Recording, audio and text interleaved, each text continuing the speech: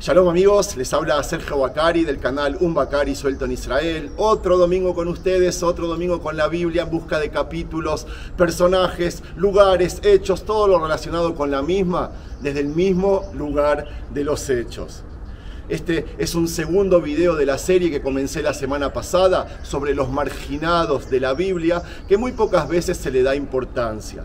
Y si la semana pasada hablé sobre las prostitutas, un video que les recomiendo ver, pinchen aquí arriba, hoy vamos a hablar sobre los leprosos.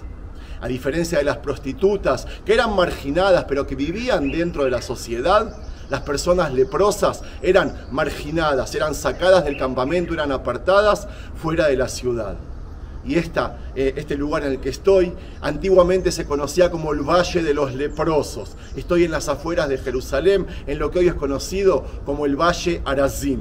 Y estas cuevas que vamos a ver ahora, que me voy a meter y también voy a mostrarles por fuera, se llaman las cuevas de las flautas, de los jalilim, porque la erosión del viento hizo de que tengan una especie de flauta o el sonido del viento cuando penetra por aquí tiene un sonido como el de una flauta, pero eso no es el caso.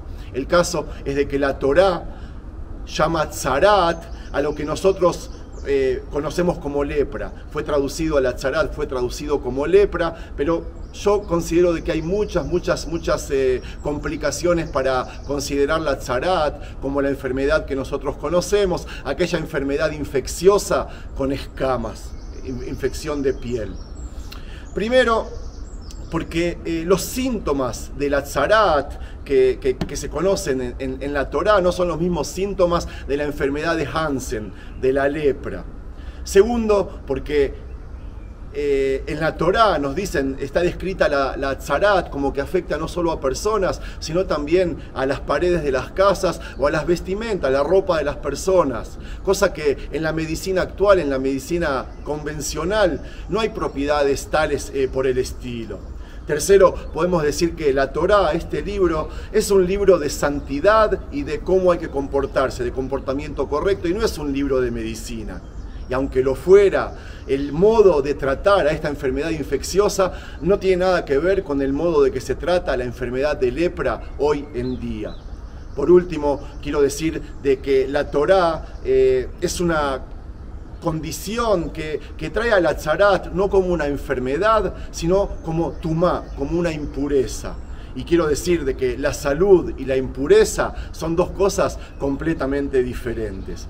Vamos a empezar el paseo por estas cuevas, me voy a meter en el valle y vamos a hablar sobre la lepra asociándola con un fenómeno actual que son las redes sociales. Preparé un texto maravilloso y estoy seguro que les va a gustar. Empecemos.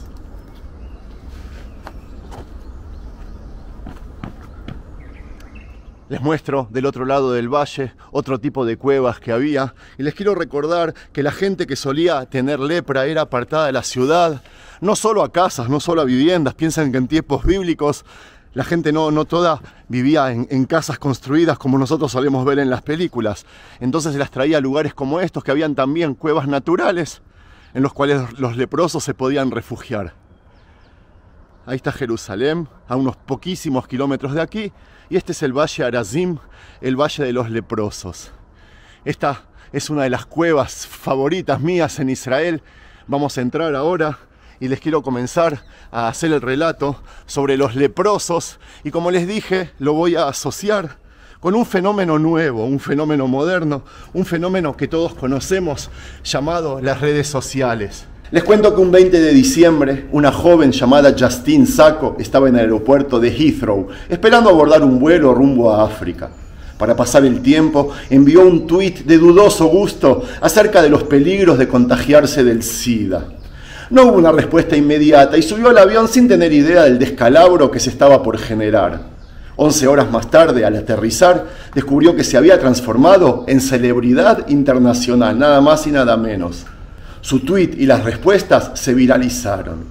En los siguientes 11 días, su nombre fue googleado más de 1 millón de veces. Fue tildada de racista y la echaron de su trabajo. De un día para el otro, se transformó en una persona paria.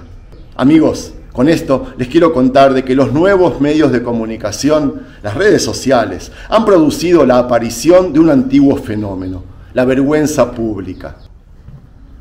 Hay quien opina que eso es algo bueno. Puede ser, por ejemplo, una forma de lograr que las corporaciones públicas se comporten más responsablemente. Pero otros señalan los peligros. Una cosa es estar avergonzado por la comunidad de la que uno forma parte y otra es la red mediática global donde actúan personas desconocidas que nada saben de ti o del contexto en el que el acto o lo que uno dijo tuvo lugar. En cualquiera de las dos circunstancias, eso nos da una idea de cómo debemos comprender el fenómeno que de otra manera parecería sorprendente, la tzaraat. Fuera de los 3 ejemplos de tzaraat que mencioné al principio, dije que afecta a la piel, la casa y la ropa, hay otros 2 ejemplos, el de los hermanos Moshe y Miriam. Por medio de ellos, los sabios decodificaron el misterio en la Torá, en las cuales alguien estuvo realmente afectado por la tzaraat. Miriam cuando habló mal de su hermano Moshe, y el mismo Moshe que en el episodio de la zarza ardiente dijo que Israel no iba a creer en él. Entonces su mano se tornó brevemente leprosa como la nieve, nos dice la Torá. De esos 2 ejemplos, los sabios consideraron que la tzaraat era un castigo por leshon hara, o hablar negativamente. Denigrar a una persona, atacarla en las redes sociales si me acerco a nuestros tiempos y todo lo relacionado con esos chismes de mal gusto. Esto ayudó a comprender por qué los síntomas de la tzaraat podía afectar paredes, muebles, vestimentas y después a la piel humana. Se trataba de una secuencia de advertencias o de castigos.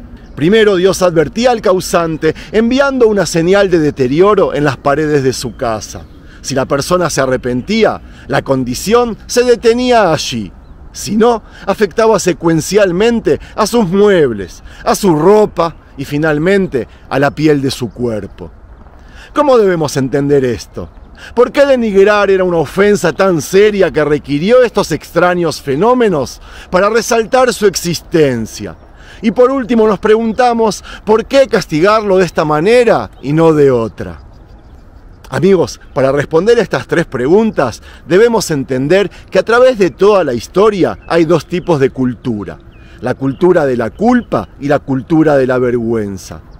La cultura de la culpa, por ejemplo, es la que usaban en la antigua Grecia o la que actualmente se usa en Japón. La cultura de culpa es, por ejemplo, la que se usa en el judaísmo a través de la historia o las que aplican las religiones que fueron influenciadas por él. Las diferencias entre ambas son sustanciales. En las culturas de vergüenza, lo que importa es el juicio de los otros. Actuar moralmente equivale a satisfacer los roles públicos, las reglas, las expectativas. Haces lo que los demás esperan que hagas. Sigues las convenciones de la sociedad y si no lo haces, la sociedad te castigará sometiéndote a la vergüenza, al ridículo, a la desaprobación, a la humillación y al ostracismo. En las sociedades de culpa, en cambio, lo que importa no es lo que piensa otra gente, sino lo que te dice la voz de tu conciencia. Vivir moralmente significa entonces actuar en concordancia con los imperativos morales internalizados. Harás y no harás. Lo que importa es saber lo que está bien y lo que está mal. Las personas de la cultura de vergüenza son las dirigidas por otros. Importa cómo aparecen ante los ojos de los demás o, como diríamos en la actualidad, les importa su imagen. Las personas de la cultura de culpa son las dirigidas internamente. Les interesa lo que saben de ellos mismos en los momentos de honestidad absoluta. Aun si tu imagen pública no estuviera dañada, si sabes que no has hecho nada malo, estarás inquieto. Te despertarás a la noche preocupado. La vergüenza, amigos, es la humillación pública. La culpa, el tormento interno.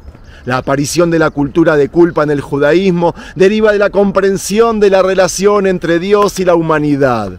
Los judíos no somos actores en el escenario y tenemos a la sociedad como espectador y jueza. Nosotros podemos engañar a la sociedad, a nuestra comunidad, a todos los que querramos, pero no a Dios. Aquí Toda pretensión y orgullo, cada máscara y personaje, el cultivo cosmético de la imagen pública es irrelevante. Dios no mira las cosas que mira la gente. Los humanos miran la apariencia externa, Él, Dios, mira el corazón, nos dicen en el 1 de Samuel. Las culturas de vergüenza son colectivas y conformistas. Como contraste, el judaísmo, el arquetipo de cultura de culpa, hace énfasis en el individuo y su relación con Dios. Lo que importa no es conformar con la cultura de la época, sino si lo que hacemos es lo justo, lo bueno y lo correcto. Esto hace que la ley de Tzarat sea especialmente fascinante porque, según la interpretación de los sabios, constituye una de las raras instancias en la que la Torá castiga por vergüenza y no por culpa. La aparición de moho en las paredes era una señal pública de una acción mala en privado. Era la forma de avisarle a todos los que vivían o visitaban la zona que cosas malas habían sido hechas o dichas en ese lugar. Poco a poco, las señales se acercaban aún más al culpable, apareciendo en la mesa o en la silla de su casa, sobre su ropa, hasta que finalmente sobre la piel. Y ahí terminaba siendo diagnosticado como una persona impura. Y les leo. Beatzarua, asher bo anega bigdav, iu prumim, berosho ye parua, bealsafam yat'e, betamea, tamea ikra. כל ימי אשר הנגע בו יטמע, טמא הוא בדד, יישב מחוץ למחנה מושבו. Estas, amigos, son las expresiones de vergüenza. Primero está el estigma, las señales públicas de desgracia o deshonra, es decir, la ropa rasgada, el cabello revuelto, y después viene el ostracismo, su exclusión temporal de los asuntos normales de la sociedad. Todo esto nada tiene que ver con una enfermedad como la lepra y todo tiene que ver con la desaprobación de la sociedad. Eso es lo que hace tan difícil de entender en una primera instancia la ley de la Tzarat. Es una de las raras apariciones de vergüenza pública en una sociedad basada en la cultura de la culpa.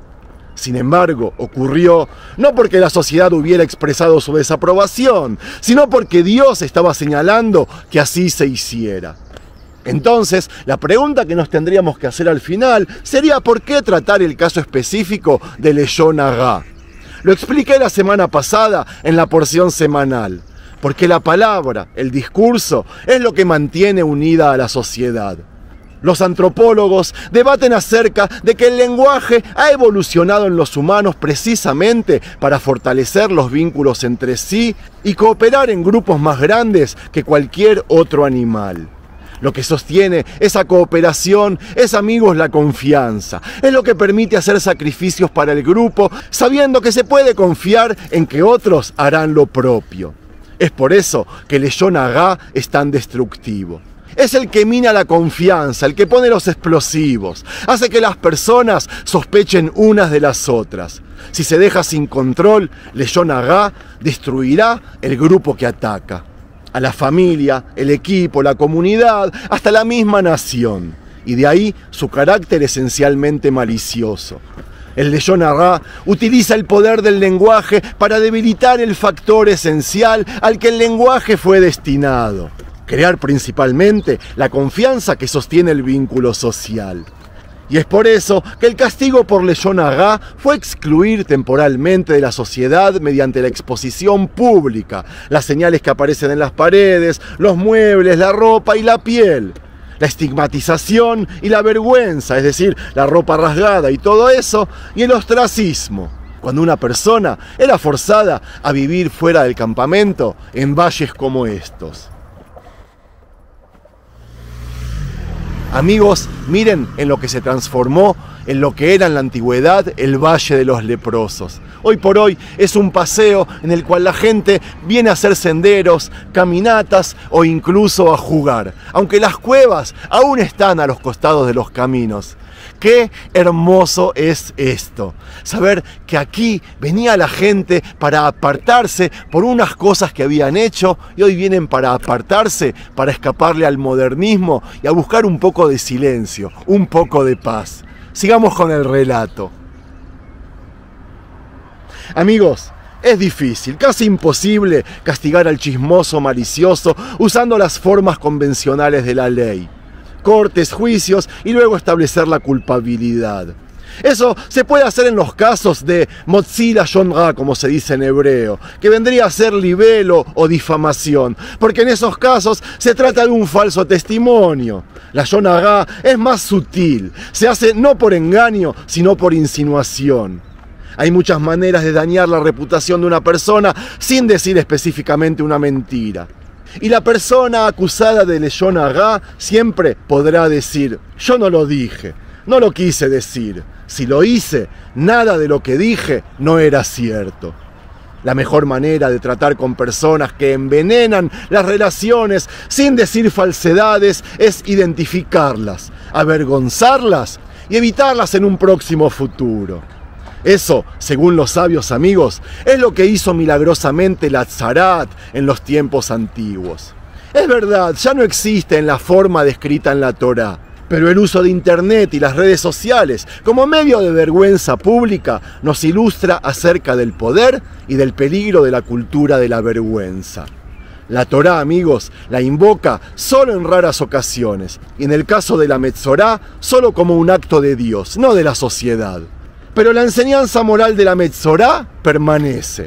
El chisme malicioso, lashon ra, daña las relaciones, erosiona el vínculo social y quebranta la confianza. Merece ser expuesto y avergonzado. Listo, amigos. Espero que les haya gustado el relato y, de ser así, no se olviden de darle un me gusta. Amigos, les recuerdo que para que el proyecto crezca necesito que los que no lo han hecho se suscriban al canal.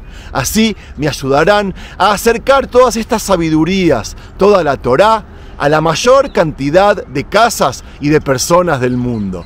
Muchísimas gracias. Los quiero mucho. Shalom.